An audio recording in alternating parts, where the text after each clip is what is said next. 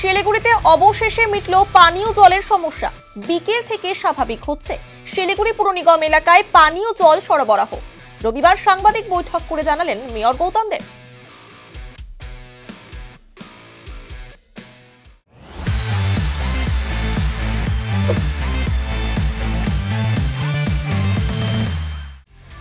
আজ বিকেল থেকে তিস্তার পরিশ্রুত পানীয় জল পাবেন শহরবাসী। তিস্তা ক্যানেল মেরামতির কাজ সম্পূর্ণ করে তিস্তার জল পাঠানোর কাজ শুরু হয়েছে। এদিন সাংবাদিক বৈঠকে মেয়র গৌতম দেব জানান, তিস্তার পরিশ্রুত জল আজ বিকেল থেকে সরবরাহ করা হবে। এই জল পানীয় হিসেবে ব্যবহার করা যাবে। জলের বিভিন্ন পরীক্ষা করা হয়েছে। জলে আর কোনো রকম সমস্যা নেই বলে জানিয়েছে পিএইচই দপ্তর। এই খবরে রীতিমতো স্বস্তিতে শহরবাসী।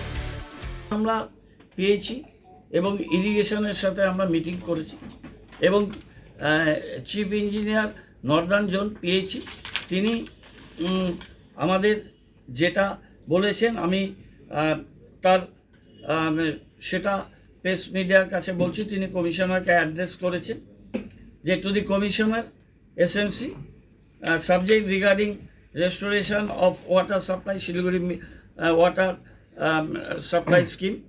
This is for your kind information that the following recommendation is being done based on the test results of raw water as per existing CPCB norms and treated water as per Indian standard drinking water specification.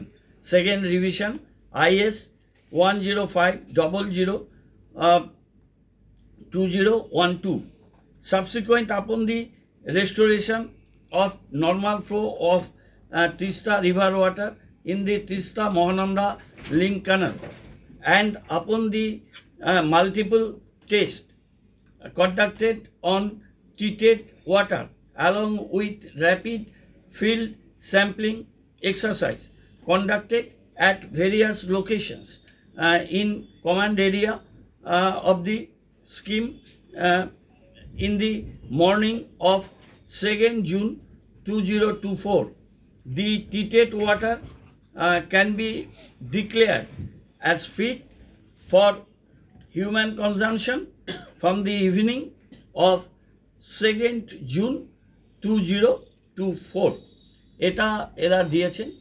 গতকাল ভোর 5টা থেকে পন্ড তৈরি করে 10টার সময় ক্যানেলে জলটাকে পাঠানো হয়।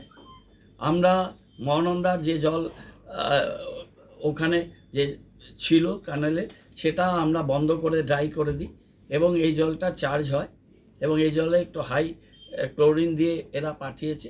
সেই জল এখন যাচ্ছে এবং এরা যে মেকানিজম নিয়েছে এবং আমাদের যে সার্টিফিকেশন তারা দিয়েছে তাতে আজকে বিকেল বেলা থেকে ইভিনিং থেকে